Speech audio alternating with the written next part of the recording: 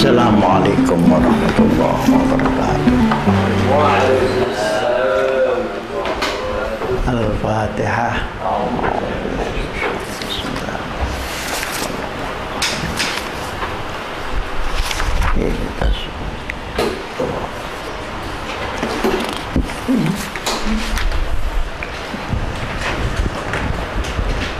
Al-hikmatu tsaniyah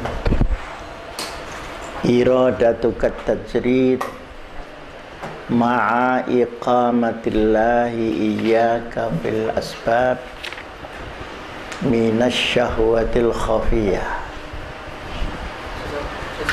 wa iradatukal asbab ma'a iqamatillahi iyyaka fit tajrid inkhitatun anil himmatil aliyah. Di sini ada dua hal yang dikemukakan oleh Imam Ibnu Athaillah As-Sakandari. Dua kelompok orang yang sama-sama melakukan kesalahan. Pertama, orang yang awam, dia masih hidup di dalam hukum sebab akibat atau hukum kausalitas. Kemudian dia berusaha untuk meningkat sendiri dengan kemauannya sendiri di makom yang lain, yakni di makom di mana dia meninggalkan hukum sebab akibat itu dengan alasan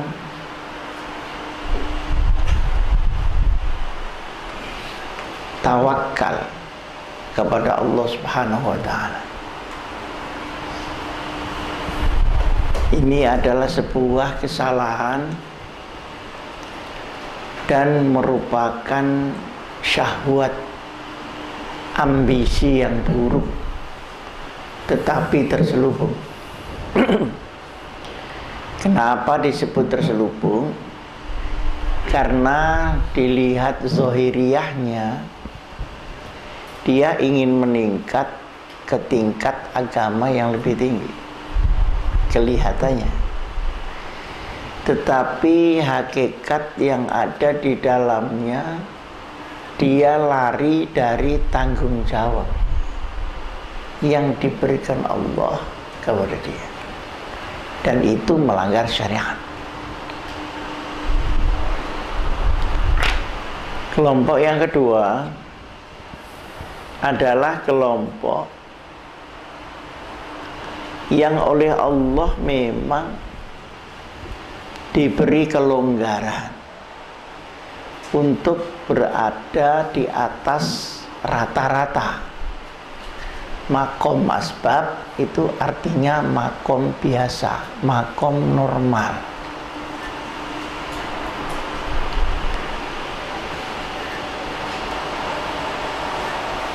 Baik kelonggaran itu secara zahiriyah atau kelonggaran itu secara batiniah. Misalnya orang yang karena situasinya, dia sebenarnya sudah cukup untuk hidup sekeluarga. Kenapa dia tidak meningkatkan di bidang ibadahnya? Lalu semakin takasur, semakin dia menumpuk-numpuk hartanya, maka artinya dia tidak mampu untuk meningkat kepada tingkat yang lebih dekat dengan Allah, padahal keadaannya memungkinkan. Dan itu adalah sebuah penurunan derajat di dalam suluk Suluk itu artinya proses perjalanan menuju Allah Subhanahu wa ta'ala. Kemungkinan juga kelonggaran itu secara rohania. Memang Allah menghendaki orang itu menjadi tajrid, menjadi lain daripada umumnya orang. Memang ada. Tetapi itu tidak boleh ditempuh dengan kemauan kita. Harus ditempuh berdasarkan kehendak Allah Subhanahu wa ta'ala. Kalau Allah menghendaki akan sampai sendiri. Tidak usah murid, tetapi harus murad. Murid artinya orang yang melakukan suluk sesuai dengan kemauan orang itu. Tapi murad itu bukan menghendaki, tetapi dikehendaki oleh Allah Subhanahu wa ta'ala. Ini pengertian dasarnya. Iradatukat tajrid ma'a iqamatillahi iyyaka fil asbab minasyahwatil khafiyah wa iradatukal asbab ma'a iqamatillahi iyyaka fit tajrid inkhitatan 'anil himmatil 'aliyah. Ini pengertian dasarnya. Mari sekarang kita merinci pada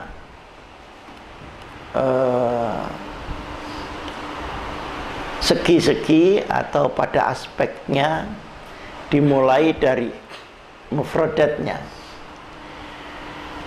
Jadi al-asbab di sini artinya bentuk jamak dari sebab. Ini lafzon. Tetapi maknan atau maknal murad artinya kita hidup di alam sebab akibat. Di dalam Quran disebutkan fa'at ba'a sababa. Masih ingat ya? Coba ada yang ingat itu ayat kepanjangannya apa? Yang belakangnya ada fa'at ba'a sababa. Nah, coba nanti diteliti lagi bahwa Allah menentukan sesuatu dengan takdirnya, tetapi selalu diikuti dengan hukum sebab akibat. Kalau mau pinter ya cari ilmu.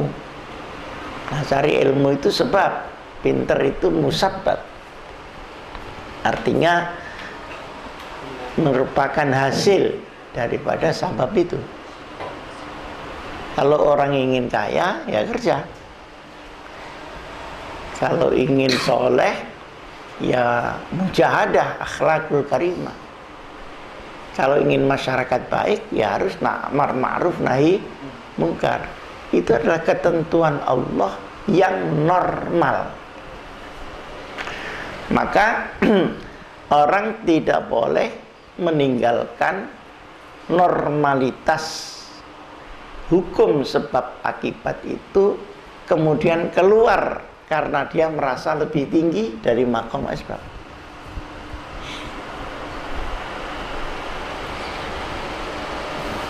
Jadi at-tajrid di sini dari kata kalimat jaroda, mustaqnya, kemudian menjadi jarroda, menjadi fi'il muta'addi, lalu isim masdarnya namanya tajrid. At-tajrid artinya dia menyendiri. Jarroda itu menyendiri atau keluar ya dari gugusan, tadi keluar atau menyendiri. Orangnya namanya mujarrid, orang yang keluar dari sebuah hukum sebab akibat itu.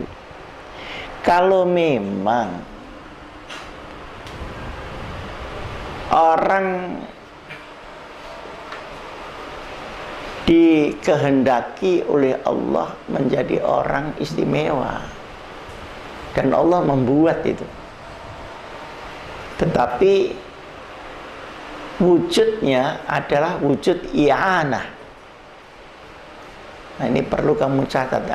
I'anah artinya pertolongan Allah khusus dari hukum yang umum itu. Maka orang yang ingin masuk di hukum yang khusus oleh Allah tidak boleh atas kemauannya sendiri. Dia harus diproses oleh kehendak Allah Subhanahu wa ta'ala. Nih, perhatikan betul-betul.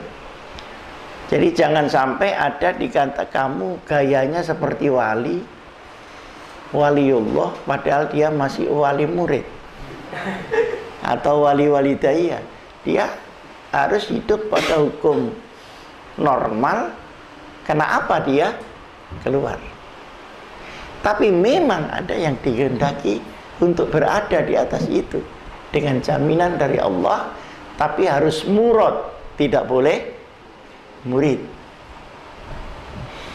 Sehingga kata-kata hikmah mengatakan orang yang mendapatkan karomah dari Allah Subhanahu wa ta'ala adalah orang yang sudah tidak mempunyai keinginan apa-apa, termasuk keinginan untuk karomah itu. Kalau orang menuju kepada karomah, berarti dia ada ambisi jadi orang keramat, maka dia tidak bisa. Karena karomah itu disebabkan karena kekosongan pada hatinya dan pada pikirannya, illa li ajlillah.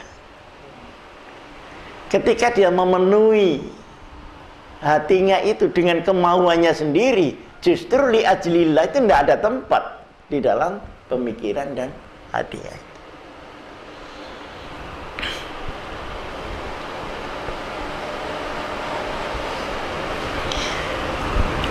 Syariat berada pada hukum asbab.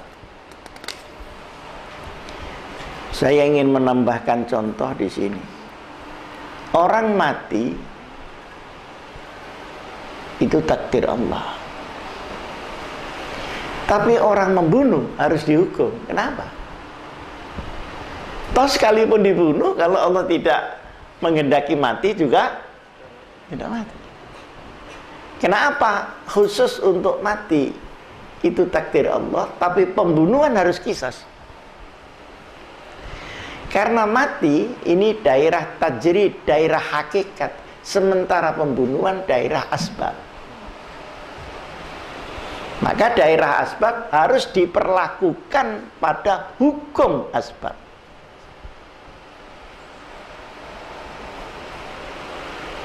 Tapi kalau sudah mati ya harus disabarkan. Bagaimana lagi wong takdir. Tapi mangkelnya sama pembunuh ini kan tetap saja.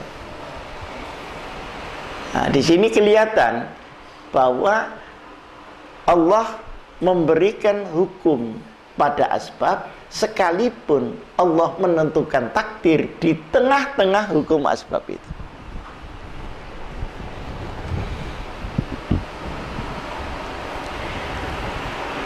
Fabtaghu indallahi rizq.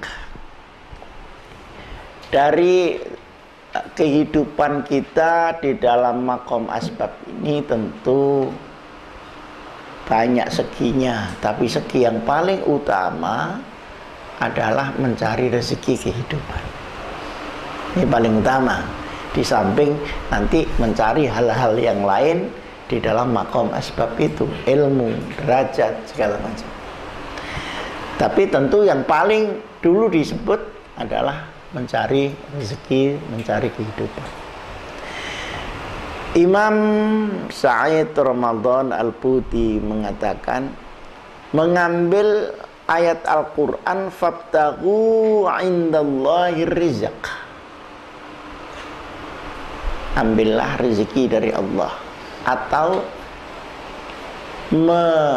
carilah ibtigha, carilah hal rezeki kepada Allah. Dalam kurung kalau ditafsirkan langsung kepada Allah. Karena Allah bisa memberi langsung. Nah, artinya apa? Artinya memang ada makhluk-makhluk Allah atau manusia dalam hal ini yang diberi rezeki oleh Allah min haitsu la yahtasib. Ada. Tetapi kita hidup min haitsu yahtasib. Pada makom asbab. Jadi kalau Allah memberi min haitsu la yahtasib, itu kita tidak boleh mengaturnya. Yang kita atur adalah yang min haitsu yahtasib. Tetapi harus ada keyakinan kita bahwa ada rezeki yang min haitsu la yahtasib. Nah, kita menempatkan diri di mana? Sebagai hamba Allah yang berada di makom asbab, ya kita bergerak di makom asbab itu. Tapi di tengah-tengah kita melakukan makom asbab, kadang-kadang Allah membuktikan bahwa ada sesuatu yang diberikan kepada orang yang di makom asbab itu, hal-hal yang tidak kausalitas. Misalnya, meneng-meneng hidup-hidup diundang kondangan sama orang. Alhamdulillah. Ini artinya makan tidak bayar. Halalan thayyiban. Tapi bisakah kamu mengatur orang supaya kondangan dan mengundang kamu? Sampean bikinlah kondangan itu, selamatan atau apa. Nanti saya diundang ya. Kata yang orangnya tidak, orang ini masih stres. Artinya dia menghayalkan sesuatu min haitsu la yahtasib, dimasukkan di dalam kotak min haitsu.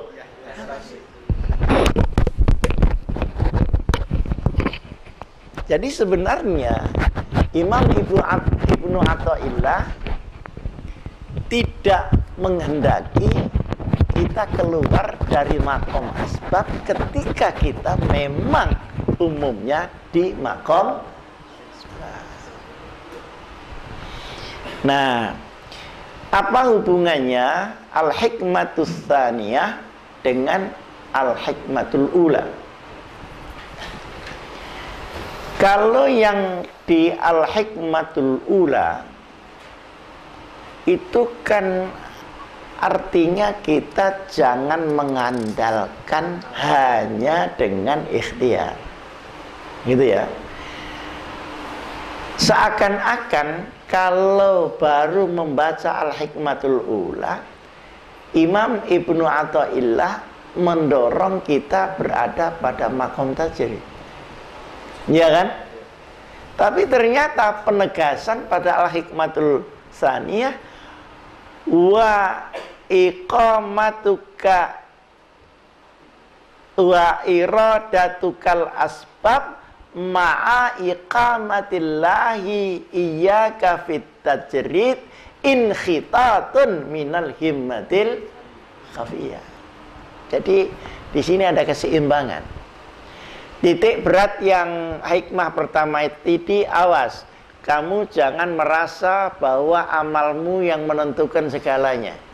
Tapi amalmu adalah awal daripada ridho Allah Subhanahu wa ta'ala, yang menentukan adalah ridho itu.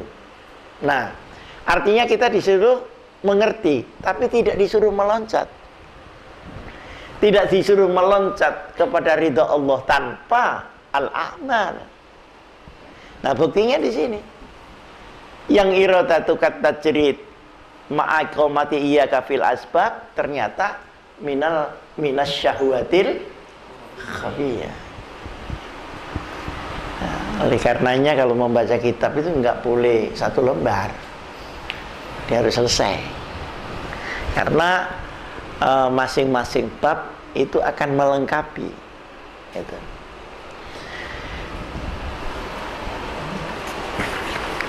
Kemudian bagaimana kalau orang diberi Allah secara rohani, tadi saya sebut ada dua macam. Allah mengangkat orang pada makom tajrid karena memang dia sudah dicukupi pada makom asbabnya. Ini secara zahir, tidak punya anak, tidak punya tanggungan, ya duitnya sudah ada. Kenapa dia terus fokus ke dunia, tidak fokus kepada langsung kepada Allah, padahal alat sudah ada. Padahal alat sudah ada. Nah, ini kalau dilakukan, maka kita akan terjerumus kepada at-takasur. Alhaakumut takasur hatta zurtumul maqabir. Jadi antara takasur dengan kasbul ma'ash itu bedanya tipis banget. Takasur itu menumpuk-numpuk harta dengan melupakan Allah. Tapi kasbul ma'ash itu mencari harta menuju Allah. Tapi di dalam hal mencari hartanya kan sama. Kelihatannya kan sama antara takasur sama kasbul ma'ash. Antara hemat sama medit itu hampir sama. Hemat itu untuk tujuan supaya mencukupkan apa yang ada. Kalau medit, ya memang dia pegang air tidak bisa netes saking rapetnya. Nah, ngukurnya di mana? Ngukurnya adalah ketika dia berhemat, yang dipuji oleh Allah itu adalah memang untuk kebaikan. Tapi ketika dia harus keluarkan lalu tidak dikeluarkan atas dasar kehematan, maka dia namanya bakhil. Jadi sebenarnya itu sedikit aja bedanya. Nah, di atas bakhil itu ada syahih namanya. Syahih itu orang yang membakhili miliknya orang. Kalau saya bakhil kan bakhil saya sendiri, itu misalnya. Tapi kalau ini Ustadz Sauki mau memberi duit kepada kamu, saya tidak boleh. Itu kan saya mediti duitnya dia. Wah, ini kelasnya sudah super bakhil. Nah, jadi perhatikan, hemat itu dipuji oleh Allah, tetapi bakhil itu dicela. Daerah pembatasnya selalu tipis. Antara ngerangkul sama meeting itu juga sedikit. Beda apa? Beda singsetnya aja. Kalau longgar-longgar gini ya, nah gini lah, ini namanya meeting, bisa membunuh orang. Jadi antara kissing dengan killing itu bedanya cuma S sama L. Disinilah permainan syaitan, kata Ibnu Abdullah As-Sekandari. Di sini permainan syaitan untuk menggelincirkan pada batas-batas yang sangat tipis itu. Jadi awalnya dia ingin riyadhah, dia ingin, tapi karena salah cara sedikit, maka dia menjadi terjerumus kepada asyahwatul khafiyah. Dia makom asbab, dia harus bergerak di makom asbab. Tetapi ketika dia terus menerus, maka dia akan tergelincir. Nah, tergelincir ini adalah hilangnya mizan. Di sini ada apa, halaman berapa ini ada mizan?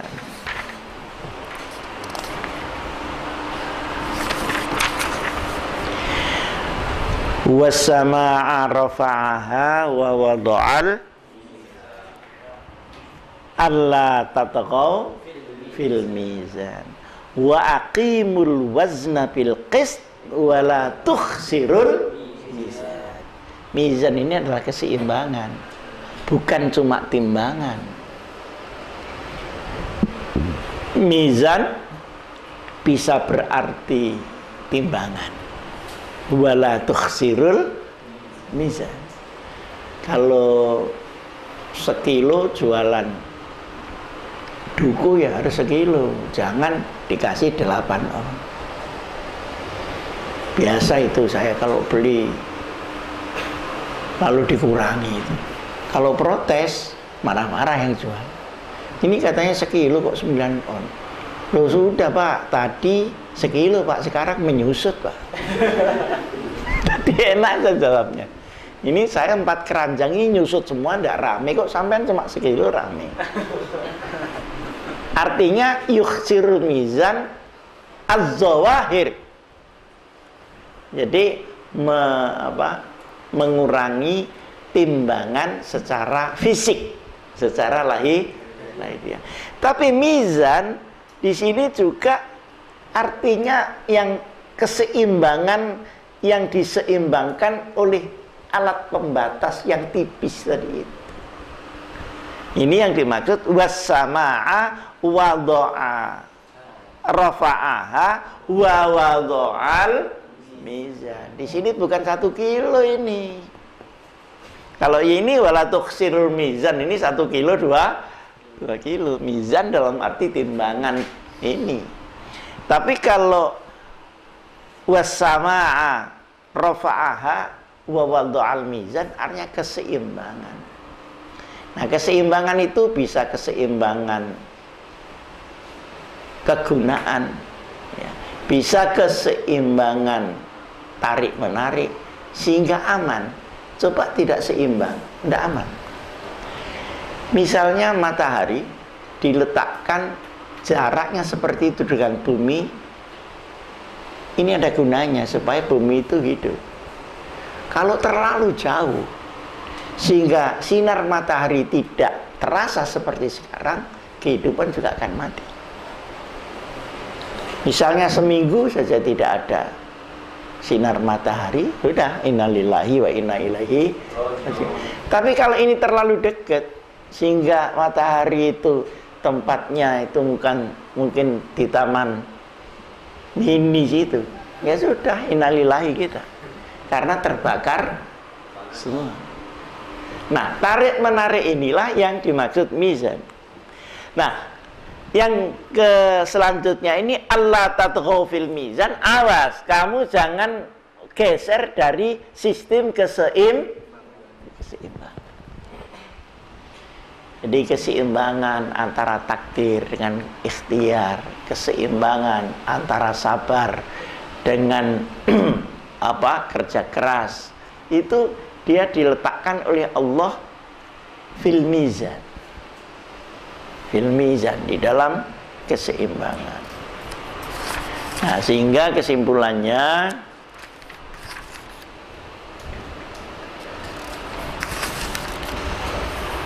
kamu semua, kita semua yang masih berada di makom asbab harus bekerja dengan hukum makom asbab.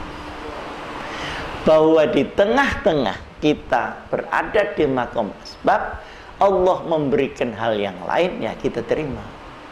Kalau di dalam menjalankan makom asbab itu Allah menggiring kita karena kehendaknya masuk makom tajrid, ya alhamdulillah.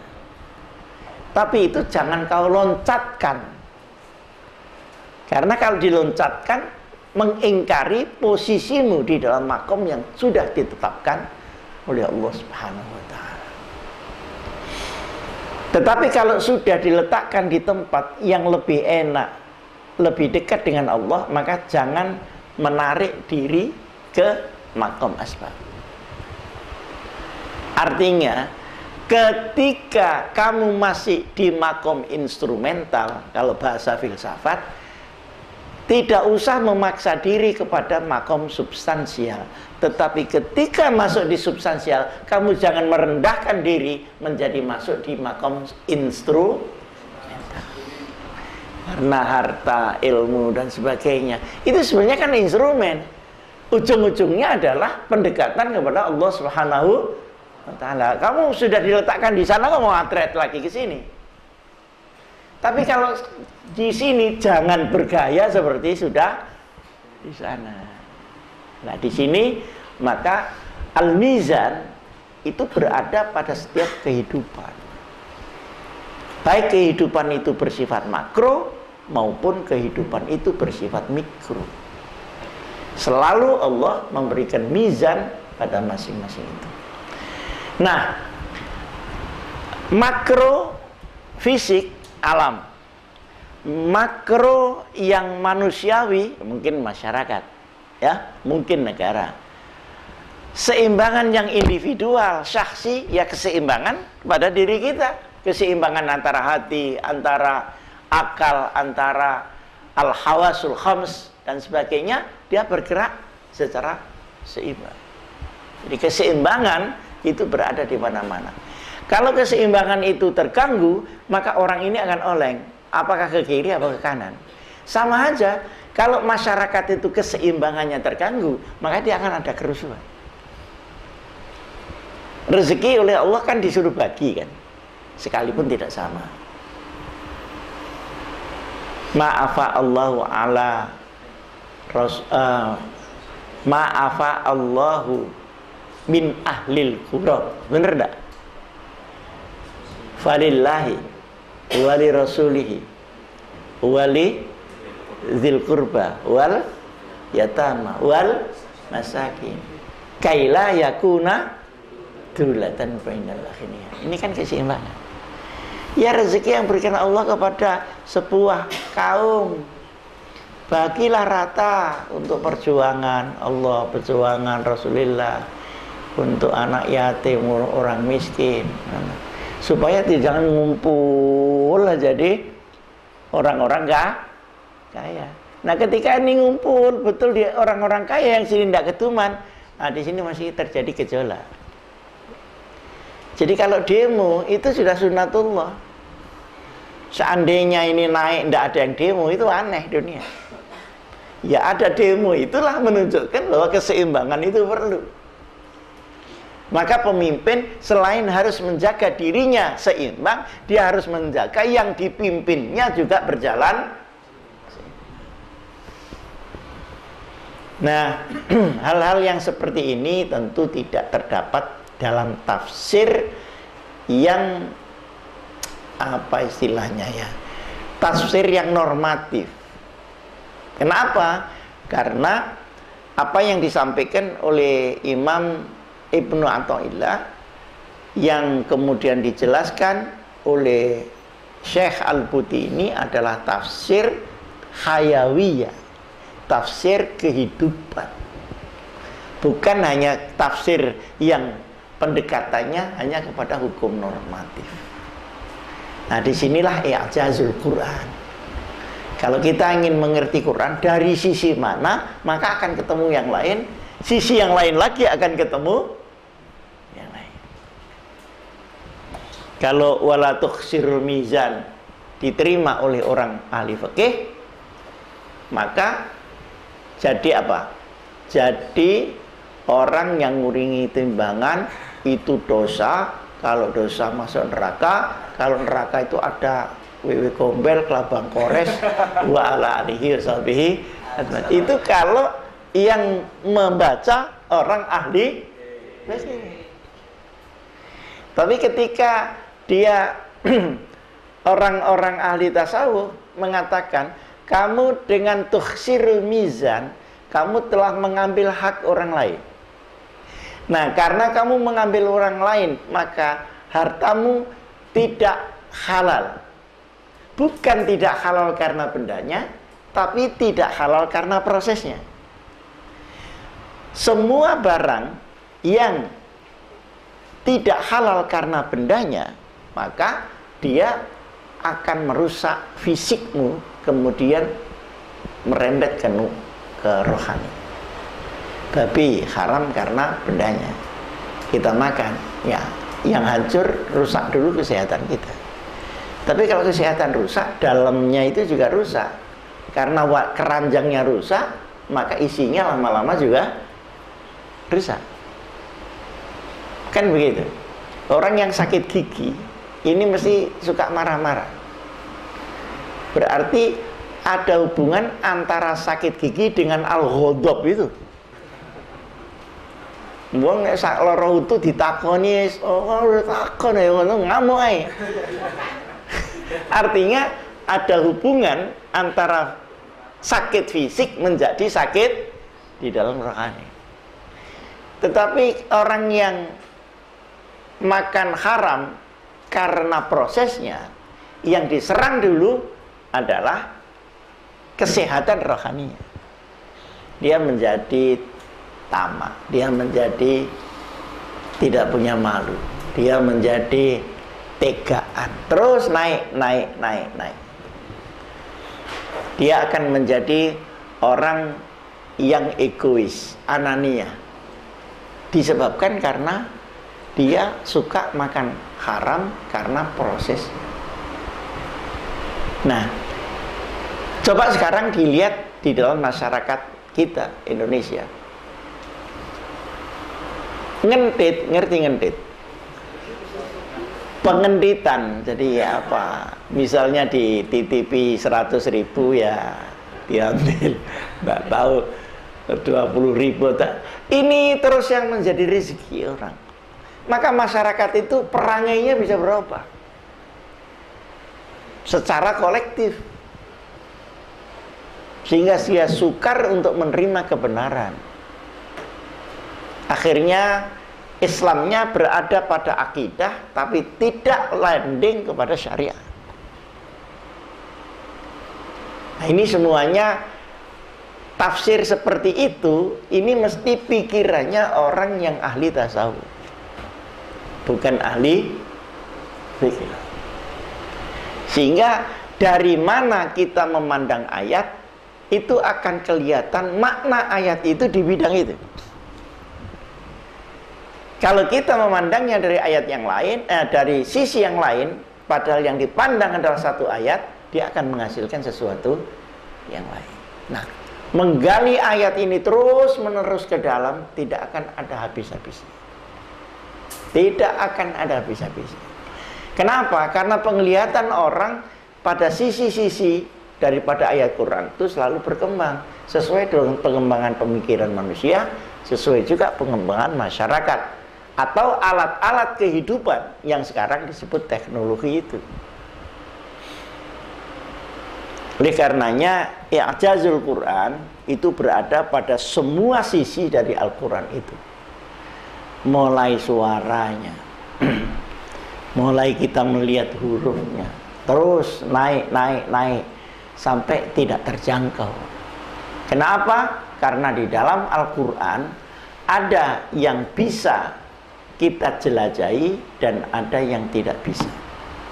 Dan yang bisa pun ini memerlukan waktu terus menerus untuk menjelajahi kedalamannya.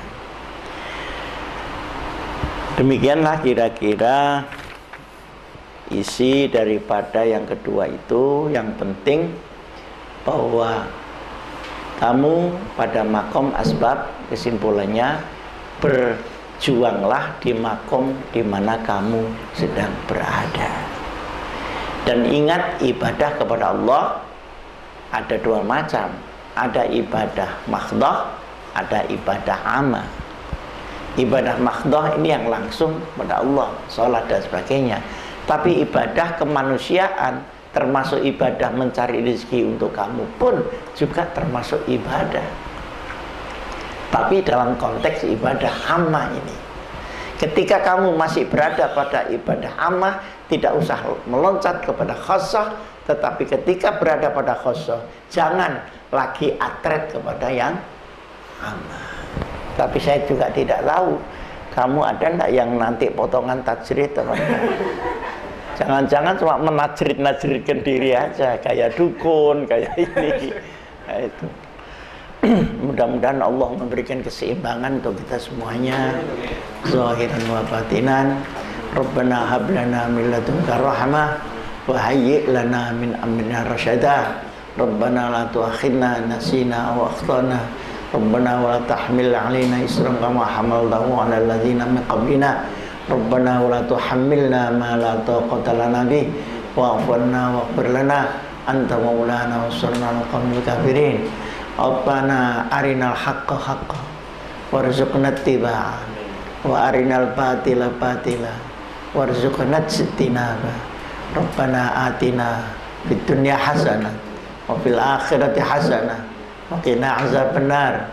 Subhana rabbika rabbil izzati amma yasifun wa salamun 'alal mursalin Walhamdulillahirabbil alamin. Assalamualaikum warahmatullahi wabarakatuh.